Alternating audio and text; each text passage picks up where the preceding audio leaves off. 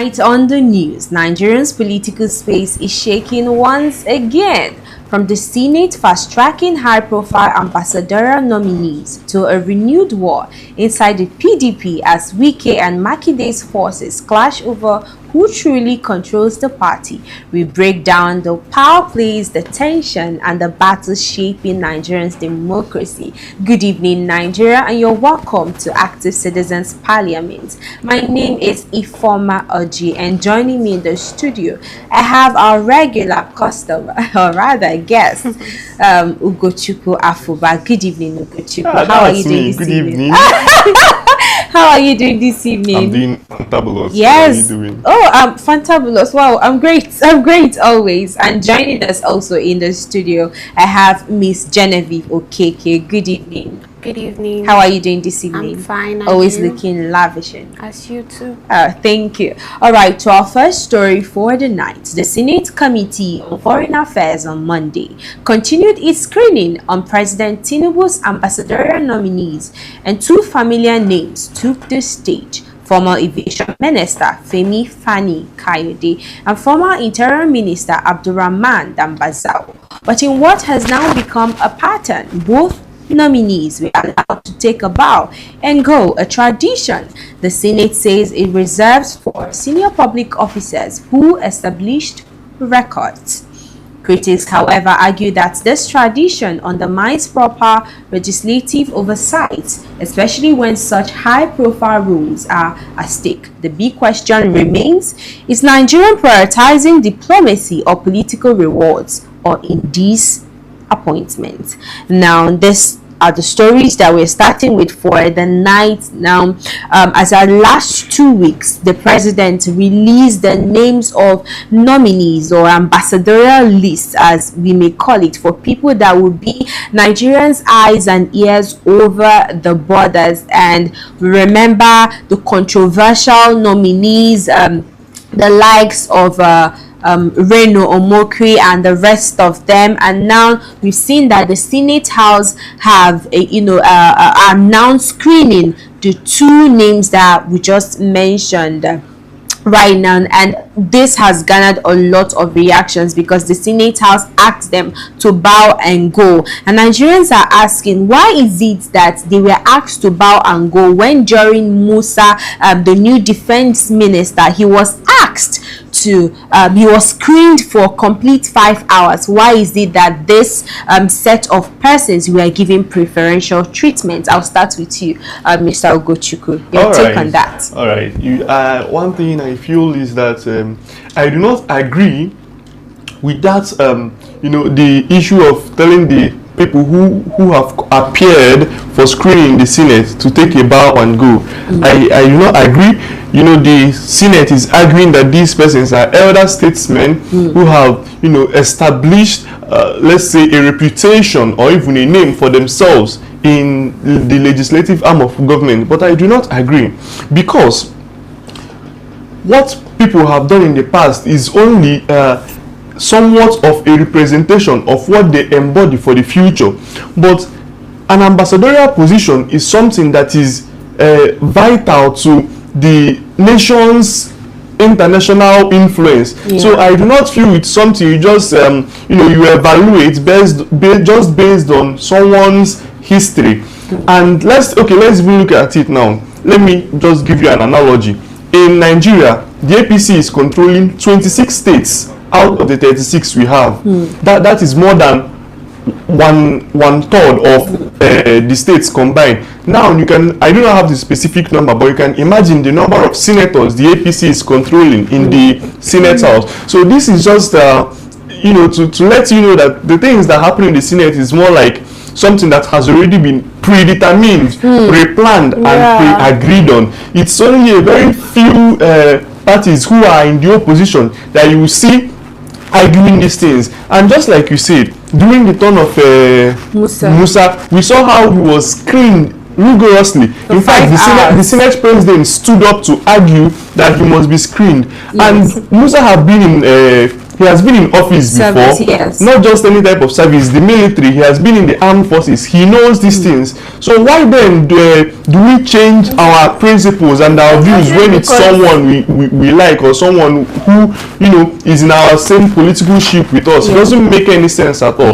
So I feel that they have been passed now, and I feel that is very bad, and they should be recalled and screened properly. Same goes for every other person who is in that ambassadorial list. All right. Now, I remember the time we can recall that during Christopher Musa's screening, that Goswell, the Senate president, said during that time that he needs to be screened, that the United States is on our faces, that they are listening and they are watching closely to, you know, what we do. Does it mean now that the Senate House is not watching the nominees, or rather this bow and go of a thing? Do you think the Senate, the Donald Trump, or rather US, is not watching exactly the nominees that we are sending for representatives? They are watching it now.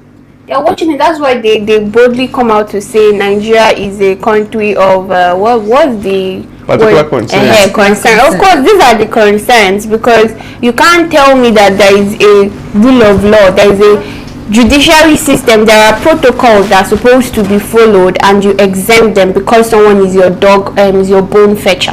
Someone is fetching your bone for you. I think that is what the government is really good at, because with the case of Musa, it's clearly seen why was he scrutinized the way he was, and the people that are on the ambassadorial list were not even told anything. Not even 1 minute was they just bow and go. People that are going to represent us in foreign countries, it speaks a lot. I feel like it is something that, oh, okay, these are my loyalists, let's award them, let's reward them. So this is probably a troll of, oh, if you follow us and you do well, this is how it is. It's going to be easy peasy and smooth. That is the picture.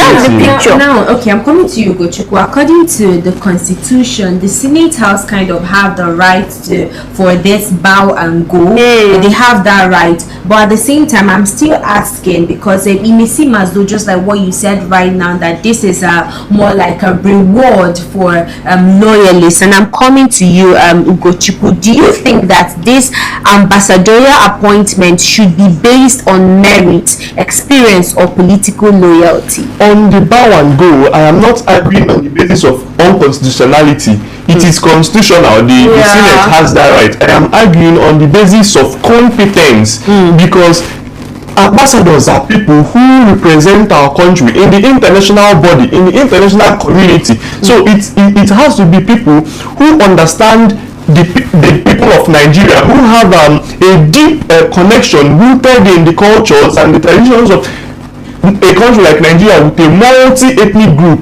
So the people who actually represent us should understand us, and then should be intellectually ready and capable to relate the feelings of Nigerians to the outside community. So that's I feel it's something so sensitive that shouldn't be given just a bow and go, because the person has served in the Senate before. It doesn't make sense. Now, if you check this list, these nominees, now you could see that most of them are political diplomats. Now let's talk about these political diplomats now representing us on the global stage. Imagine them having to talk about investment, imagine them having to talk about trade, when we know most definitely that their area of specialization is on politics. Now let's talk about how that will look to the international community. It speaks a lot, but it will bring down to our educational sectors, because people that went to school for years to study courses that will make them to represent our Nigerian foreign bodies, it speaks a lot, because the foreign bodies will be like, it doesn't mean that they don't prioritize the citizens, the upcoming ones, the students. Because I see no reason why a political what will I say? Someone that is in the political frame. I see no reason why he's given an ambassadorial position, because it's supposed to be for people, students, or people that are in the line of international things. Trade, Yes, even trade, people that economic trade, yeah. stuff, those kind of things. It doesn't. What do they know they are going to talk about? Are they intellectually ready? I'm not really against them giving politicians the role of ambassadors. If it must be politicians, then they must be competent. They have we the clearly necessary know that skills. they are not. We clearly know they are not competent. It is, but it doesn't mean it cannot be. The position Yeah, cannot be given that's true. to a political That's true, office holder. Let them just be competent. All right. I think this has been established. And what do you think? Do you think that these nominees or these people that they've given this order of bow and go will be recalled? And if they are not recalled, what does it speak of Nigeria? Record in Nigeria, I doubt it with everybody. We know it's not possible. I doubt it. And what does it mean? It continues to, ring a bell on the phrase Trump used to describe Nigeria. He say it always, now disgraced country. Because when we take things that are supposed to be important and we just see it as unimportant things, irrelevant things, and then now place priority on things that are normally less important and irrelevant, it does not make any sense. So the picture is just painting. It's obvious this Nigeria is disgracing themselves both here at home and at the international community, because if they cannot get the right people to represent us abroad, you can now imagine the people that are representing us internally. I keep saying that Nigeria do not value the country and its citizens, because this is one way to know people that value their citizens. If they do, they will be very, very critical and specific and very serious about people they send out to the country to represent us, because they are going to, just like Ugochukwu said initially, they will be sending people that understand the heart of Nigeria, understand the heart of the people citizens, that can relate. But most people they saying that people that are politically ambitious, they go there to get more wealth, acquire whatever they want for themselves, get investments over there. We know a lot of political bodies that have establishments over there. This is the way they get it. So I mean, it's something that needs to be looked in very. All right, I think I get you clearly. I don't know if the Senate House is going to review this bow and go. I'll personally send this video to the I don't know if they will review this, but I mean, for people that are supposed to, defend Nigeria, for people that are supposed to represent Nigeria on the global stage, are people that are supposed to be experienced when it comes to trade, when it comes to investment, and even maybe to an extent politics, because I mean politics is more like should be one of the criteria there, but at the same time it shouldn't just be based on merit, or rather loyalists, not it should be based on merit, people that are competent in that position and not rewarding loyalists. But I think we'll move over to the next story. PDP crisis deepens as Wike Makinde comes.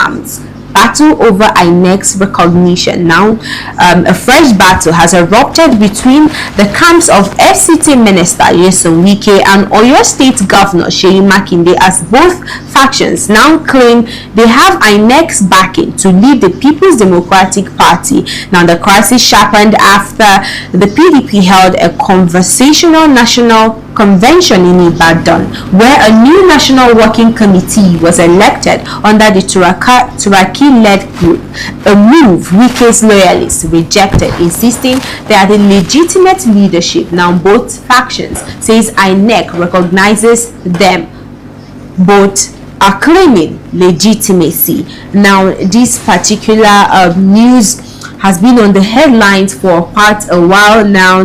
We've seen the Wike-led administration or faction and the Seyi Makinde Turaki-led faction, which includes Seyi Makinde, coming out to say that INEC has actually recognized them. And I'm asking now, because INEC is yet to make any statement as regards to who is going to hold power, or who is wielding, or who is in position for against 2026 or 2027. Now let's look at a situation whereby INEC arrives at a conclusion that it is the Wike-led faction that will hold power or hold political positions for 2026 election or primaries. How do you think that the Turaki-led faction will see this? Well, I don't think that the INEC actually has the power to solve or settle political crises in political parties. I think that's something they settle either internally through settlements, or they go to court and they fight it out. One thing I know is that Tinubu is really working hard to cripple the opposition, because we all know that all this is being fueled by him.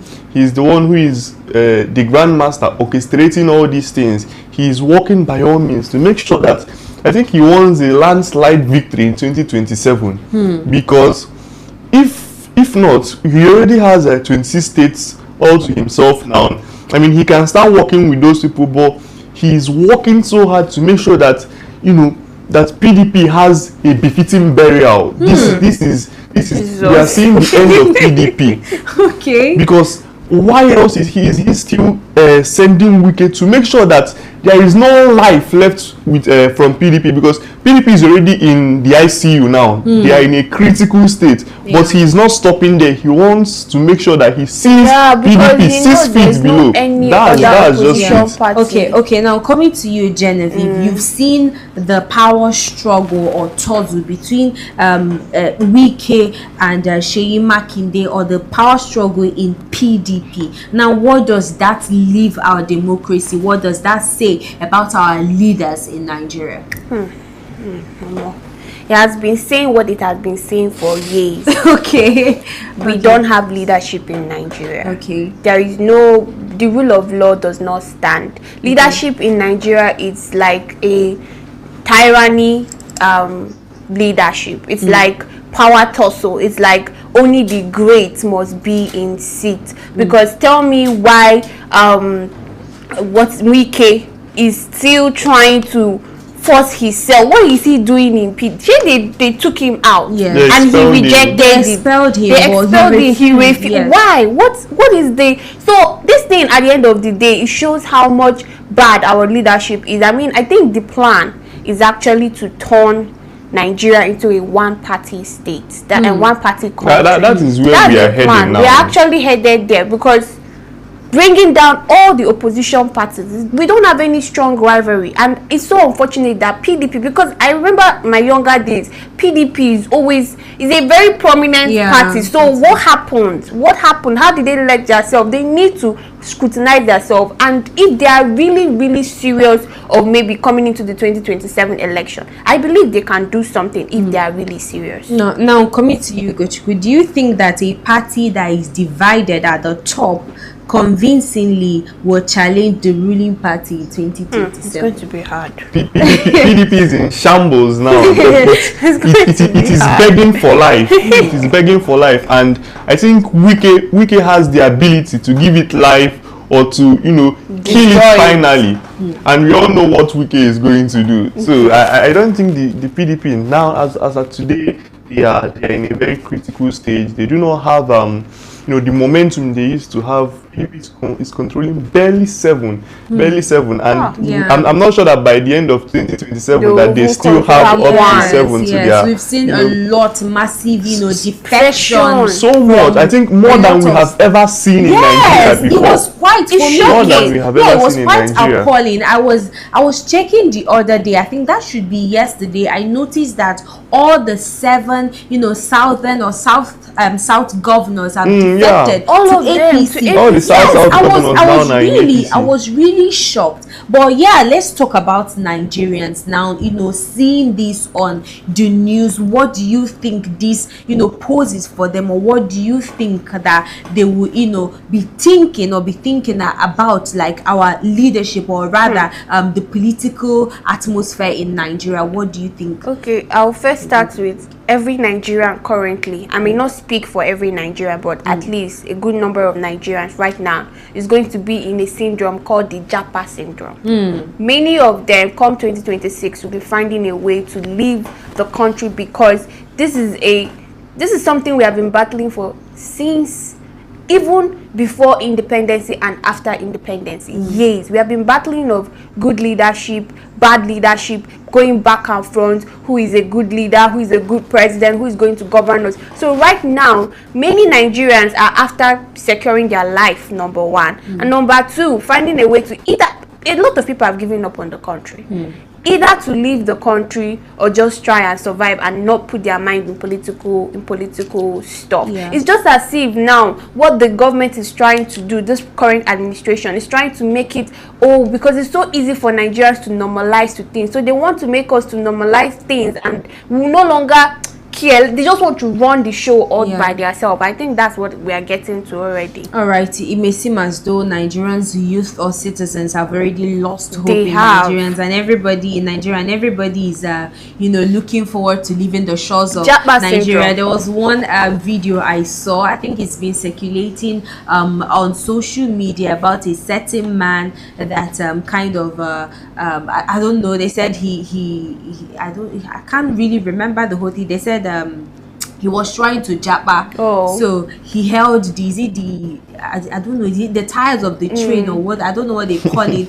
Yeah, he was attempting to leave Nigeria. So it's how bad this whole thing has really gotten. But finally on this, Ugochukwu, do you think that this battle for legitimacy, that this battle, this PDP, Wike and Turaki Makinde is having, is battle for legitimacy, or do you think it's more like ideology or an attempt to just control party structures and tickets? Well, for Tinubu and his cohorts, it is basically to get PDP, all these the still living members of PDP, to get them into APC. And for Seyi Makinde, I believe he's still trying to build back PDP to what it was before.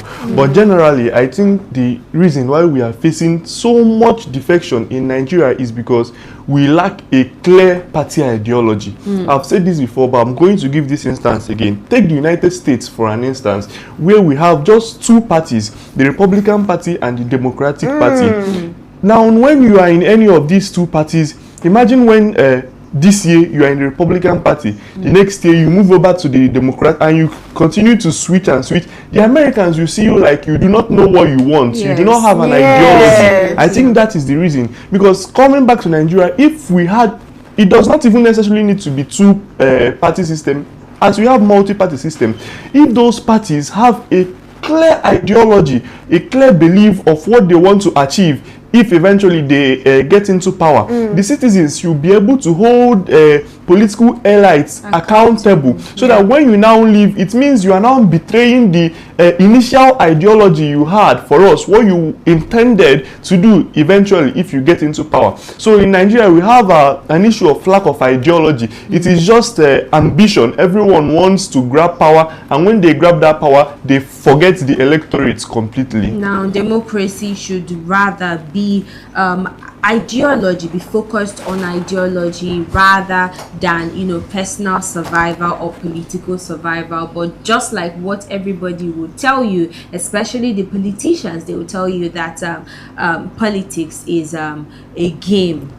So everybody, yes, a dirty game that everybody plays, and everybody is a political animal. But I think this is where we are going to call it a wrap on Active Citizens Parliament this night. If you're yet to comment, like and share, please go ahead and do that. You can find us across all social media platforms at Active Citizens, and you can find me on my private page on Facebook at Oji Sophia, and on Instagram at Miss Solex Genevieve. You can always find me in the studio.